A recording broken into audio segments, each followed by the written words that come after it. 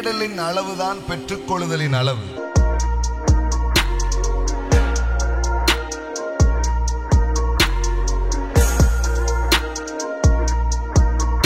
Believe that God exists and that He rewards those who earnestly and diligently. எல்லாம் சொல்லுங்க, earnestly and diligently. அப்படின்னா என்ன? ஜாக்கிரதையோடு. எல்லாம் சொல்லுங்க, ஜாக்கிரதையோடு. சில பேர் பாருங்களேன், ₹1 காயின் உருண்டு போனாலே இவர் உருண்டுட்டு இருப்பார்.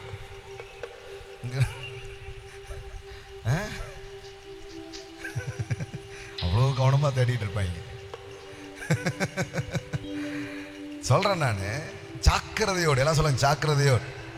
திடீர்னு உங்க பசங்க, உங்க பையனை காணுங்க, உங்க பிள்ளைய காணும், உங்க தெருவில் பார்த்தேன் காணும் அப்படின்னு போயிருவீங்களா? சொல்லுங்க.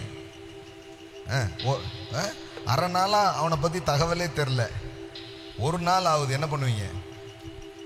சார் வந்துடுவான் அப்படின்னு நினச்சிட்டு உட்காந்துருப்பீங்களா? ஃபோன் அடிப்பீங்க, விசாரிப்பீங்க. அதை தான் பைபிளில் சொல்லியிருக்குது. அதுதான் ஜாக்கிரதை. அப்படின்னா என்ன அர்த்தம்? இந்த அம்மா காசு தொலைச்சிடுச்சு, காலையில் பார்க்கலான்னு நினைக்கல. இவன் என்ன பண்ணுறா? விளக்க கொளுத்தி வீட்டை பெருக்கி எம்பிட்டு வேலை பார்க்க பாருங்க. அதை கண்டுபிடிக்கிற வரைக்கும் ஜாக்கிரதையாய் தேடாமல் இருப்பாளா? நீங்க நினைக்கிற மாதிரிலாம் கிடையாது. ஏதோ சும்மா அப்படி உள்ள வந்துவேன், மண்டையை காட்டிட்டு போயிடுவேன், என் வாழ்க்கையை நல்லா ஆகுனா 10 வருஷமும் அப்படிதான் இருப்பீங்க. இது உங்களை நேசிக்கிறதுனால பிரசங்கம் பண்றேன் நான். ஆமென். தேடலின் அளவு தான் பெற்றுக்கொள்ளுதலின் அளவு. இன்னைக்கு காலையில சொல்ற, எழுதி வச்சுக்கோங்க. எல்லாம் சொல்லுங்க, தேடலின் அளவு தான் பெற்றுக்கொள்ளுதலின் அளவு. இத்தனையோண்டு தான், நீ இத்தனையோண்டு தான் பண்ணிருக்கிற. இன்னும் ஆழமா, ஆழத்துல வலைய போட்டா இந்த கடற்கரை அல்லது குளம் இதுக்குடைய முனையிலையும் கொஞ்சம் மீன்கள்லாம் இருக்கும், தெரியுமா?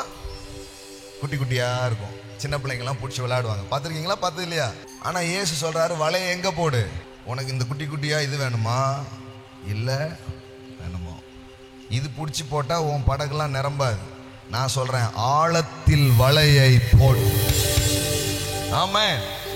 போட்டா அப்ப படகு நிரம்பத்தக்கதாய், வலை கிளியத்தக்கதாய். நான் சொல்றேன், நீங்க தேவனை தேடுறதுக்கு உங்களை ஒருமுகப்படுத்தி, தேவனுடைய ஆலயம், தேவனுடைய காரியங்கள், இதுல ஈடுபாடு, தேவன் வைத்திருக்கிற ஒரு கம்யூனிட்டியை மதிச்சு அதுல ஈடுபாடு காட்டிட்டீங்கன்னா உங்க செழிப்பு உங்க மேல கொட்ட ஆரம்பிக்கும்.